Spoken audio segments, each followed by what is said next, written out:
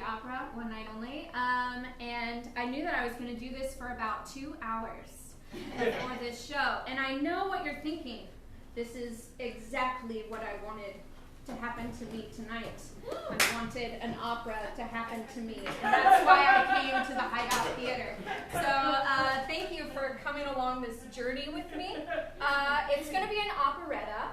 For those of you opera aficionados, which it sounds like I have none. That means that it's partially opera. It'll be partially sung, but there will be scenes too. There will be dialogue. So everyone, hold on to your seats. We're gonna make it.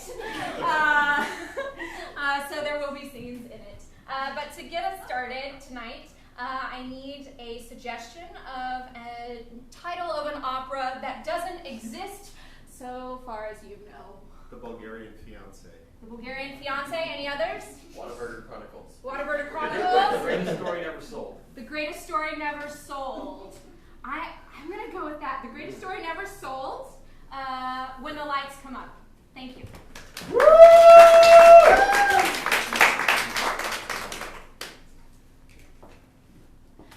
Hello. My name is Heather Thompson, and I will be auditioning for the part of Claire in The Greatest Story Never Told. Tonight I have to audition the aria from Hansel and Gretel by Humperdinck, and that's all. Thank you.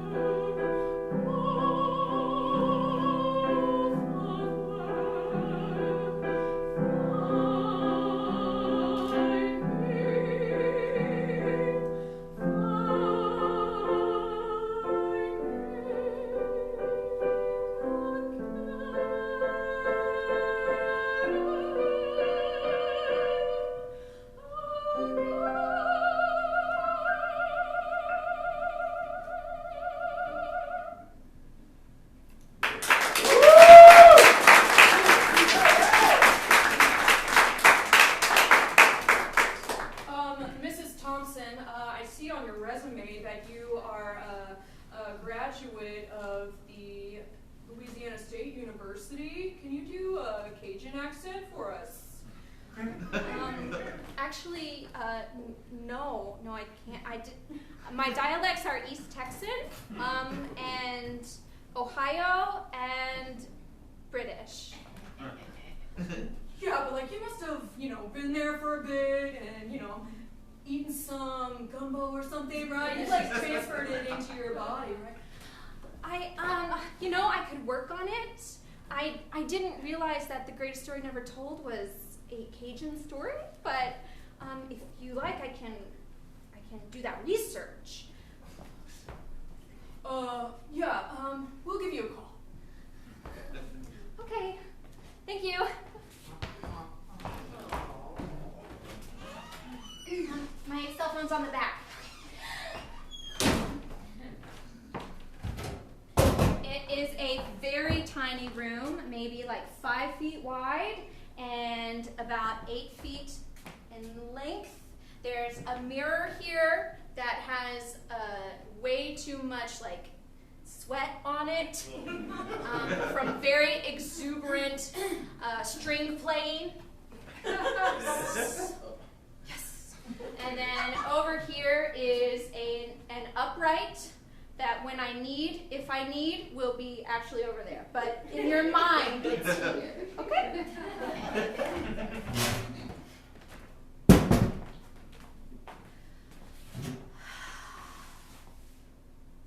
I just feel like they weren't listening, you know? They were just like looking at the paper and like not really paying attention to me. Yeah, but that's like totally normal, you know? Like they never look up. That's like part of the process, is that they like look at the paper so that you can feel sad inside, and then they can test your durability. It's like a durability test. Yeah, but I mean, like, I felt like, you know, for having to accompany myself, like that was, I mean, it was pretty impressive. I mean, you know. Yeah, but like, you didn't even get to do your monologue, and, you know, they didn't really get to see all of you, so, you know, it could have been anything. You know, you never know. They might have already promised that part to somebody else, or, you know, wanted someone taller for the costume. Oh my God. It's because I'm not taller? To fit the costume? That's a thing? That is a thing. That's why you have to put your weight and your height. Because they don't want to cast people that don't fit the costume. But this is opera! Exactly. Didn't you know that?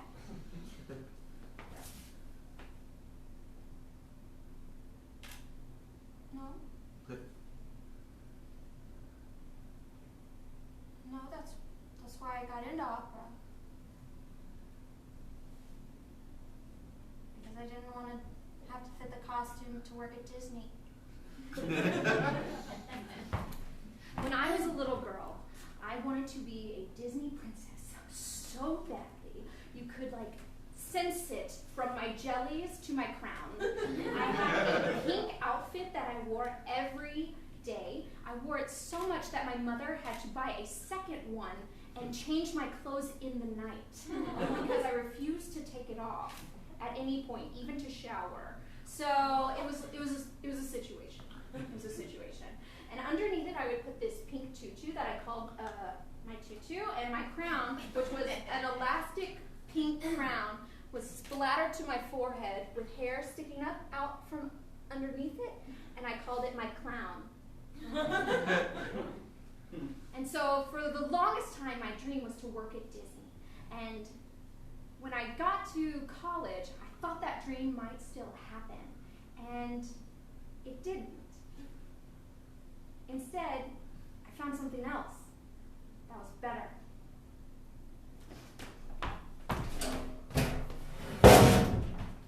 All right, class, now, welcome. I know you're here for Music Theater Day, but we're actually going to be talking about opera. Now, everyone, hold on to your butts. To quote Samuel Jackson. But today, we're going to be talking about opera, which is the greatest thing that music has ever born. It's actually born out of the Renaissance, and it was actually a goal of the people at the time to reclaim Greek theater. Isn't that amazing? I can hear the ahs already. Oh, yes. And this was their interpretation of the highest of arts, the opera. Now, you're like, but it's so long, so boring. Well, yes, it is. It is long, because it was an all-day event. It's so repetitive. Yes, it is, because the party was in the seats. They had to repeat everything so many times because otherwise people would never catch it because they're chatting with their friends. It's just like going to a non-Alamo movie theater today. That's what it is. So, when we talk about opera, it isn't for the profitability of it, because none of them make any money. None of them. Not one ever. Zero in the history of operas. Instead, we're talking about the celebration vibration of the human voice, and what sound is meant to be like when it's coming from a throat that's open and relaxed and a diaphragm that's engaged in a really responsible way. Because there's nothing like vocal health to really get your heart going. Now, since you're going to be studying in my voice studio, Professor Keller, that's my name, I want you to know that I'm going to do my best to take care of you. And yes, we are going to sing lots of really bad music theater. And we're going to sing some good music theater too, because there's both. We can all say that. We can all say that. But we're also going to sing some good opera. Some bad opera. But it's mostly the good stuff, because everybody likes the greatest hits. You know it even though you don't know it.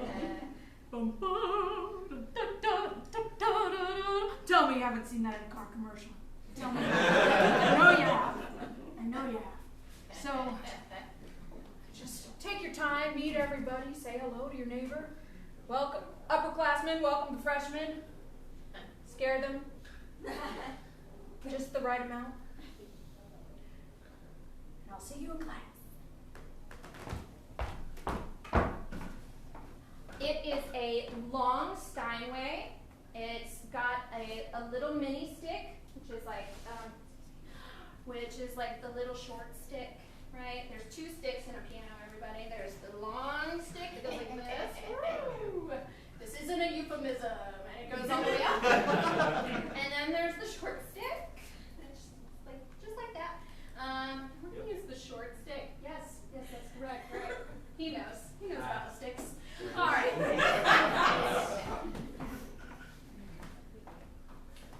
Well, Miss Thompson, I see you've been practicing. But I have to tell you, your clothes make me sad.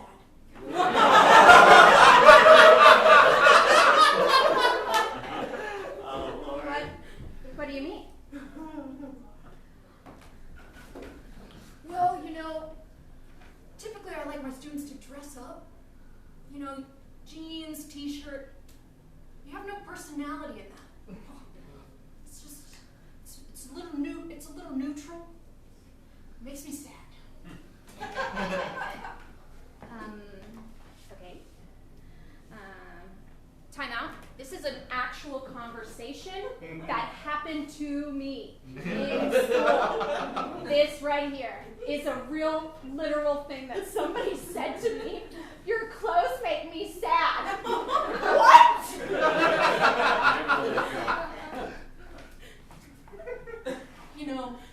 I feel like if you dressed up a little more, you'd have more self-confidence. And if you had more self-confidence, you'd sing better. And if you sang better, more people would notice you. That's a really serious domino effect that my 19-year-old self did not envision. This is all I own. Okay, well, there are some really great thrift stores. And I think you should explore that here in the city. Here in the city of LSU's city, which I think is New Orleans. But in the meantime, why don't we just warm up a little? This is where you envision me in both places. Here and there. The one over there is much sadder looking.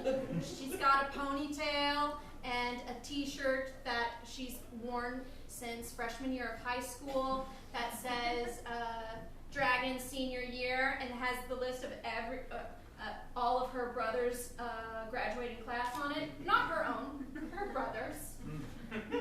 And then tied around her waist is a college sweatshirt from Animal House, for those of you who are Animal House fans.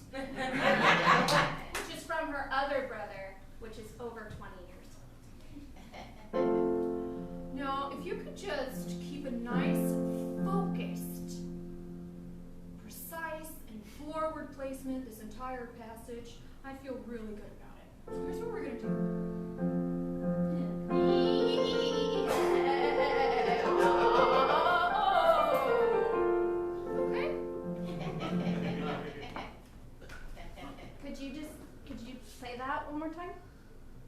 for me?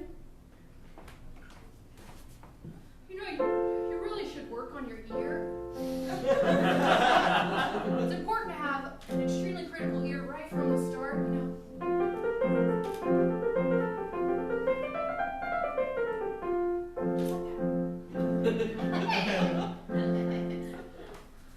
Yeah. It's okay.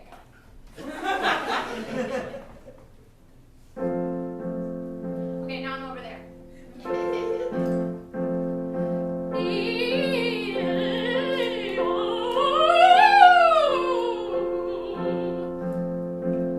You're a little sluggish. A little sluggish. Should you go a little faster? Yeah, I can go a little faster.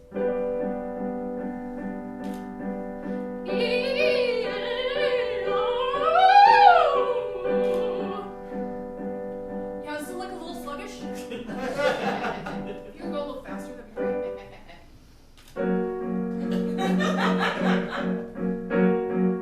Yeah, I got it. It's fine.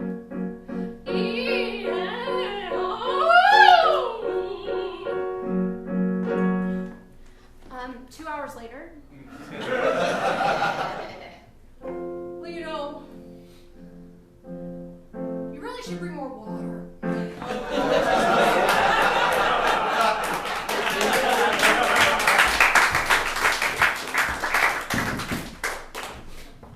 All right, everyone, gather round, gather round. Got a nice, beautiful rehearsal here from the greatest story never sold. And I want everyone's scores out right in time for downbeat. Downbeat is in 25 seconds. 25 seconds. Everyone's ready? Yes, I'm ready. I'm absolutely ready. I've got my violin right here, and I am ready to go. Do you have a spare pencil? Okay, yes, I do. Spare pencil for you. And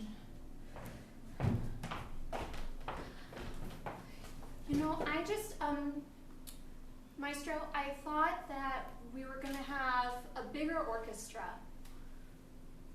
than just the one violinist.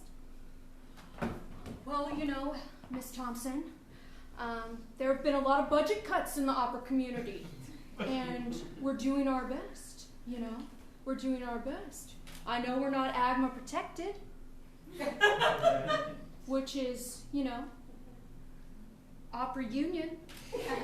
Opera union, for those of you who don't know, opera and ballet union is AGMA. Not SAG or AEA, it's called AGMA. I know we're not AGMA protected at this house, but I was thinking that it would be really great if we had more than one string. Okay, well, you know, we're doing our best here, and I want you to know I'm trying, okay? I love the opera too. It's not my fault nobody watches it anymore. You know, you go to the theater nowadays and nobody's even seen one. And I don't know, I need a minute.